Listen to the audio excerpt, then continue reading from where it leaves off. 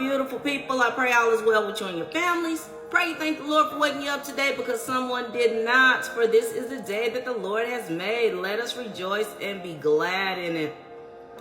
So listen up, beautiful people.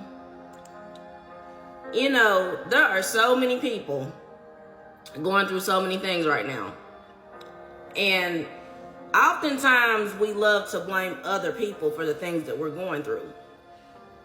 And although there are times when other people are the reason you're going through some trials and tribulations,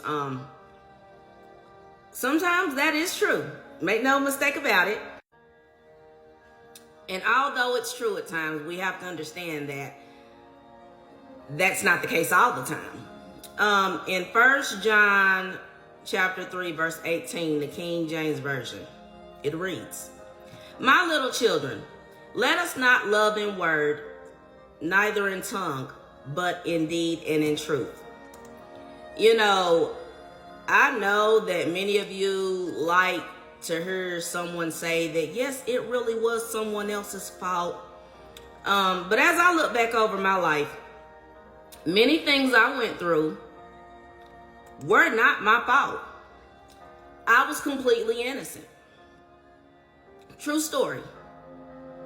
Over these 45 years I've been on this earth thus far, and all of the experiences that I can remember, majority of them were just not my fault. But be that as it may, some things were my fault. What do I mean by this? The way that I would respond to people who treated me wrong. Although they treated me wrong, it didn't give me the right to seek my own revenge. What do I mean by this? There were times when I was talking to people about my situation, and then they would go back and repeat it, add to it, take away from it. So then it wound up being a whole lie. Like literally by the time I would hear the story, it was nothing that I even said. But me trusting people, opening up to people that were secretly plotting against me, especially a family member. You know, most of my betrayal came from family. I'm not gonna lie to you. Majority of the betrayal in my life came from my blood relatives. I'm a family person. Always being around family. I can't tell you that people in the streets were the ones who betrayed me. It was my blood relatives. Many of you have the same story. Blood relatives. Because you feel like you don't want to trust strangers in the street, but I should be able to trust my cousin. I should be able to trust my sister. I should be able to trust my niece. Yeah, this is what you think, especially as a female. Especially as a female. You know, I should be able to trust my mother. Yeah. Whew, Jesus, Jesus. I should be able to trust my aunt. My God, my God. You know,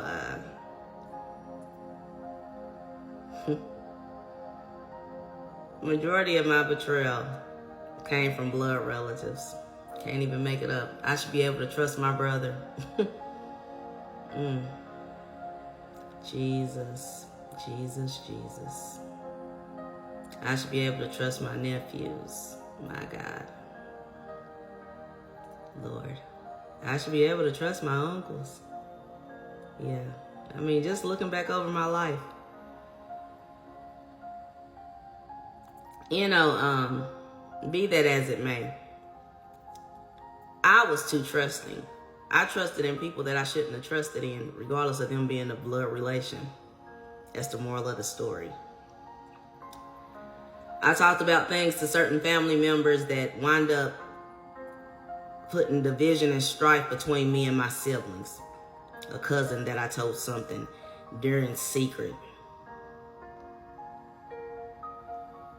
In confidence. And although me and my siblings reconciled, our relationship has never been the same. Because of a cousin that went back running her mouth about something I confided in her in. It caused, I'm talking about a division between my mother, my siblings. I mean, it's crazy. And I'm telling you all this because, you know, we like to think that it's strangers that are the ones betraying us, but it's the people that's closest to us that we're talking to, confiding in. And at this day and age, it's like, who can you confide in? I've learned that I can confide in Jesus, and Jesus alone. That's it. That's all. Writing in my journal, confiding in Jesus. I know that anything I speak to anyone is likely to be repeated. And the good news is I don't talk to many people when I do talk to someone. So when something gets out, I know exactly who it came from. Does that make sense? So it's not like I'm trying to figure out who said it. I know exactly who said it because I know who I said it to. Be that as it may, me confiding in people that truly meant me no good. It was my own fault. I can't blame the people that took the information and did wickedness with it. I've got to blame myself for speaking about this situation to an individual when I should have just been speaking it to my counselor since I was in counseling. And the counselor was getting into the deep, dark things of my life, and it was bringing up childhood trauma, and I was being healed from the severe depression, anxiety, and the anger. And so I started talking out things outside of the counseling group that the counselor was bringing up to me. And that was the mistake that I made of my own because the childhood trauma came from within my own family. So I got to realize that that is the reason, even on today, on February 27, 2024, that my relationships are not the same with my siblings. My mother is dead and gone, but it's not the same with my siblings because of me opening my mouth to a cousin. And although I have forgiven this cousin and everything, the thing that I'm trying to explain to you is our mouth get us in trouble. We speak the wrong things to the wrong individuals, and then we got to deal with the backlash, the consequences. And although what you were saying was true, you said it to the wrong person. You said it to a person that can't hold water. You said it to a person that gathers everybody information and then just go around telling everybody business because they have no life of their own and they're miserable.